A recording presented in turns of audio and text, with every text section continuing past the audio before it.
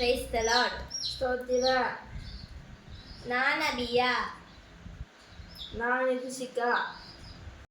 நாங்கள் ஆண்டவருடைய வேதாம சத்தியத்தை உங்களுக்கு ஆழமான விளக்கமாகவும் மெய் சத்தியத்தை தற்கால விஞ்ஞான உலகத்தில் ஒப்பிட்டு உங்களுக்கு கூற ஆசைப்படுகிறோம். ஜெபத்தோட ஆரம்பிப்போமா? அன்பான கர்த்தரே, நாங்கள் இந்த காணொலியை பதிவிடுவதற்கு தந்த கிருபைகளுக்காய் நன்றி அப்பா.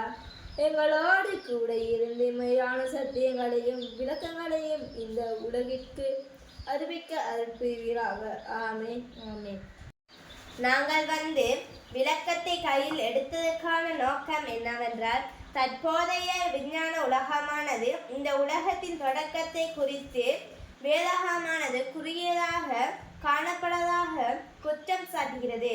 அதாவது இந்த உலகம் உருவாகி 4.5 பில்லியன் வருடங்கள் ஆவதாகவும் பைபிளானது அதை 6000 தொடக்கம் 10,000 வருடங்களுக்குள் மட்டப்படுத்துவதாக குற்றம்.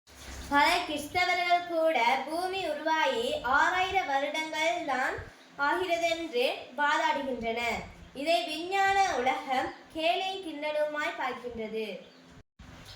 அபியா, அப்ப இந்த பூமி உருவாகி எத்தனை வருடம் ஆகிறது? இதை பற்றி வேதாகமம் என்ன கூறுகிறது?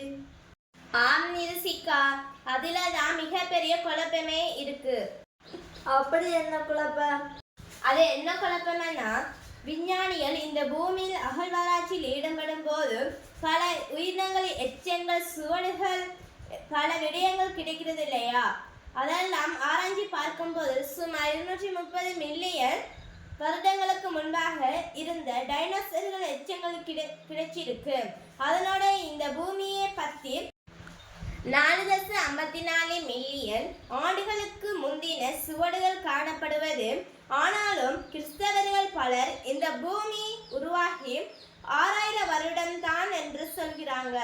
ஆனா வேதம் அப்படி சொல்லல.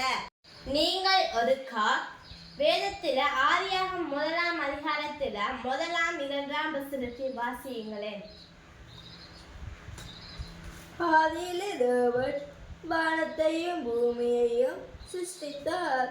பூமியானது ஒழுங்கின்மையும் வெறுமையுமாய் இருந்தது. ஆழத்தின் மேல் இருள் இருந்தது. தேவ ஆவியானவர் தடத்தின் மேல் அசைவாடி கொண்டிருந்தார். பார்த்தீங்களா நிருசிகா? ஆண்டவர் உருவாக்கின பூமி ஒழுங்கின்மையும் வெறுமையுமா இருந்தது என்று கூறப்பட்டிருக்கிறது. ஆனா நம்ம தேவன் எப்பயாவது பூர்ணமற்ற விடயங்களை உருவாக்கியிருக்கிறாரா? நம்ம தேவனே பூர்ணமானவராய் இருக்கும் போது அப்படி படைப்பாரா? அவர் அப்படி செய்ய மாட்டார். ஏனென்றால் அவர் பூரணராயிற்றே. ஆமா அபியா, நான் கூட இப்ப தான் இந்த வசனத்தை ஆழமாய் பார்க்கின்றேன். அவர் பூரணமானபடியால் அவர் படைப்பும் பூரணமே. அது அப்படி இருக்க இது எப்படி ஆயிற்றே? சொல்கிறேன். ஆதியாகமம் 1ஆம் அதிகாரத்தில் 1ஆம் வசனத்தில் அழகாக படைக்கப்பட்ட பூமி எப்படி ஒழுங்கற்று போயிற்று என்பதை கூறுகிறேன். நான் இனிமேல் கூற இருக்கிற ரகசியம் பல நூற்றாண்டுகளாய் வேதாகம ஆராய்ச்சியாளர்களை தூங்க விடாத ரகசியம். ஆதியிலே தேவன் வானத்தையும் பூமியும் சிருஷ்டித்தார். பூமியானது ஒழுங்கின்மையும் வெறுமையுமாய் இருந்தது என்ற 2 வசனங்களுக்கு இடையில் பல மில்லியன் ஆண்டுகள் ஒளிந்திருக்க கூடும்.